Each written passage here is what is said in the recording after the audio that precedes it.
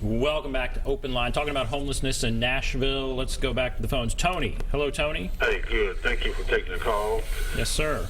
I appreciate what Mr. Collins and them is doing, because I've been homeless, and I still hang with the homeless people now. They need money, furniture, whatever assistance I can give. I try to help them, because I know what it feels like to be in that position.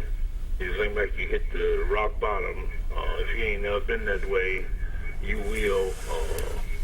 You got to have good sanity to come out of that. Not bad.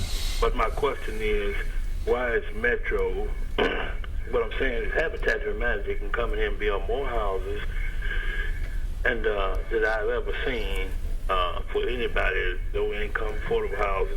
But Metro continues to give the money back to the millionaires and billionaires and invested in there to keep overlooking that.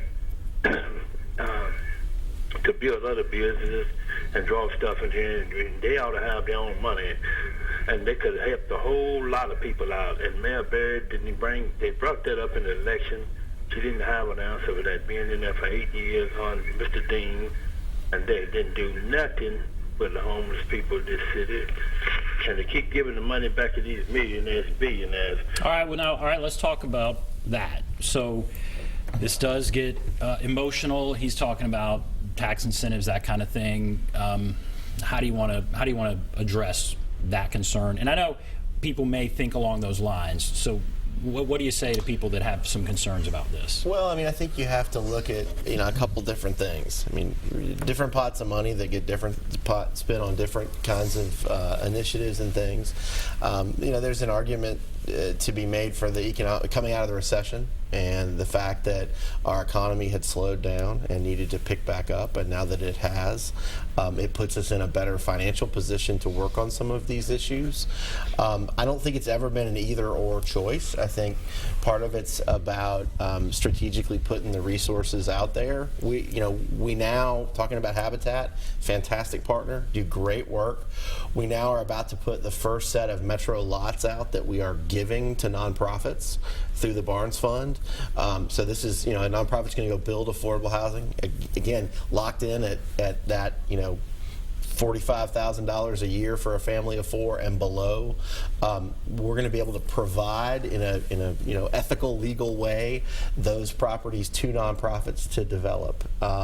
So I think we're turning a corner towards putting some of those resources back out at this issue, but we've got to have economic growth in order to do that. And so those are the balances and trade-offs that have been made over the years. Let's go to Leanne. Hello, Leanne. Leanne, are you there? Yes, sir. Go right ahead. Yes. Well, thank you for taking my call. My comment and question is, I know years ago we had a lot more facilities for mentally ill patients, and then all those places closed down, and then the jails are ending up taking people that are mentally ill and that are homeless. I wonder if there was anything anybody could do to open up some more places for the mental ill, because a lot of those folks are the ones that are on the street. Thank you. Very good question. What about what's being done there?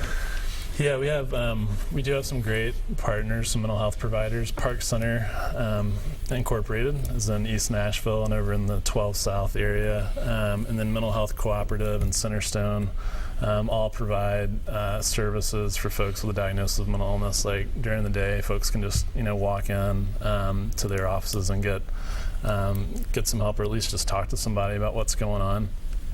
I think our approach has been to try to provide services in housing, and with housing. So once we help someone obtain permanent housing, then we try to connect that new tenant to a team that can help provide those services in the home, because a lot of folks may have mobility issues or may not be able to get around the city for financial reasons, or and so coming and knocking on the door and trying to address those issues in the house has been the most effective, I think. But yeah, the jail, unfortunately, is a place where a lot of folks, end up, and it's become one of our largest treatment.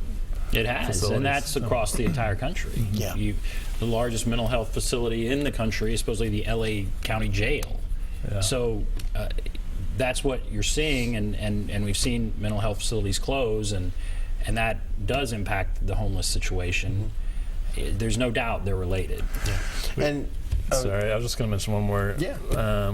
Vanderbilt just started a street psychiatry team.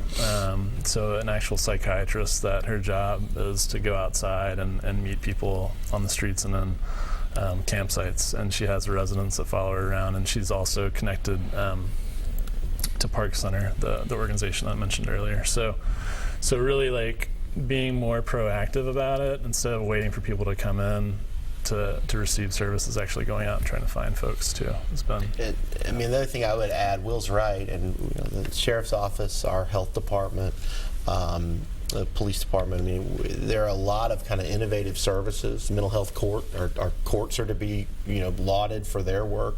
We've done a lot of things at the local level to try to address this situation, but there's some pretty serious policy issues that are decided at the state level that could have an impact on this.